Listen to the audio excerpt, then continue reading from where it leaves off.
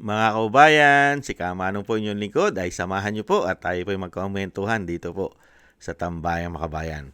At sana po nasa maayos po kayong kalagayan.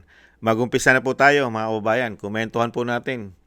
Ito pong bangayan ng palasyo at ng kanyang sister na tumatawag din pong bangag at bongit ng kanyang kapatid. At syempre po ang tagapagsinungaling po ng Malacanang di umano ay nagsalita po na sinasabing sino daw po ba ang naghudas, mga kababayan. Ang mga hudas ay nagsisiraan na at nagbabangayan na ang mga hudas daw, mga kababayan. Pakinggan po natin ang tagapagsinungaling umano ng Malacanang. Sino ba ang nanghudas? Sino ba ang nanloko? Sana po kung ang isang tao ay talagang laban sa korupsyon, sana consistent sa pagbatikos dito at pagpuna, hindi lamang sa panahon ni Pangulong Marcos Jr., kundi nakaraang administrasyon. Babalik natin sa kanila yan, ang ghost projects as early as 2020 na walang nangyaring malawak ang pag-iimbestiga. Ang tanong natin, nag-ingay ba sila? Hindi ba ang Pangulong Marcos lamang? 2025 ang siyang nag-utos na imbestigahan ang kalat na ito na mukhang namana pa noong nakarang administrasyon. At tandaan natin, sinasaad din po sa Executive Order na 94 na ang ICI ay dapat na magbigay ng kanilang accomplishment report. At sa ating pagkakaalam ay nagbigay naman sila ng accomplishment report. Ito po. So, siguro mas maganda kung makikita nila itong accomplishment report na ito para masabi naman nilang may report ang ICI. Pero kung ang detalye patungkol po dito, ito po ay nasa DOJ at nasa Ombudsman. At talagang naibigay sa mga investigating bodies na mag-iimbestiga patungkol dito.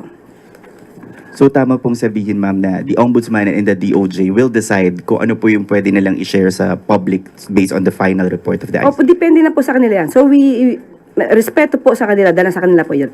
But President Marcos will order po ba? Hindi po. Unang-una po, ang Ombudsman po ay independent body. Kaya wala pong i-report, mga kababayan. Wala i-report ang palasyo. Nasa kamay na po ng Ombudsman at DOJ kung sino po ang i-report po nila at kung sino po ang iimbestigahan nila. Kaya po, lulusot po siyempre ang sinasabi pong nagsasalitan sino daw po naghudas.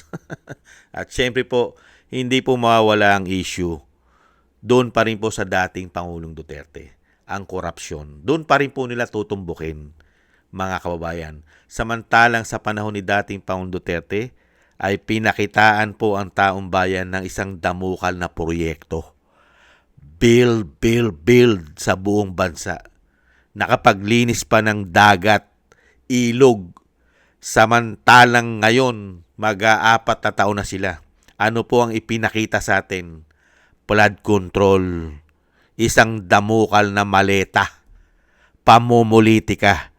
At inubos pa di umano ang kabangyaman, pati ginto, pati mga ahensya katulad ng PhilHealth, mga bangko, hindi po ba sinaid yata?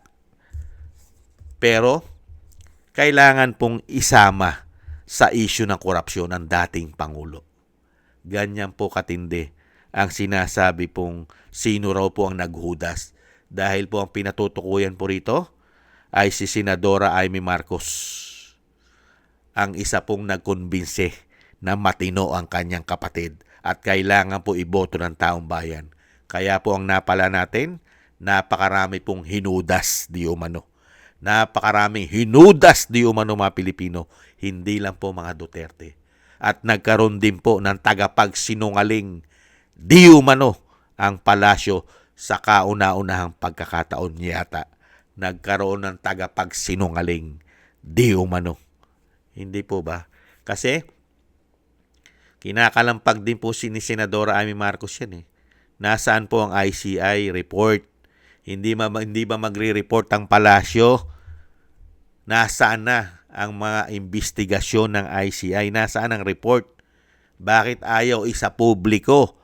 Ayaw isa publiko ni Pangulong Marcos ang report ng ICI. samantalang napakarami nilang pinangalanan. Hindi po ba? Bakit kailangan itago at kailangan sa ombudsman? Bakit? Kailangan pang himayin at piliin kung sino ang ilalagay nila sa lights, camera, action?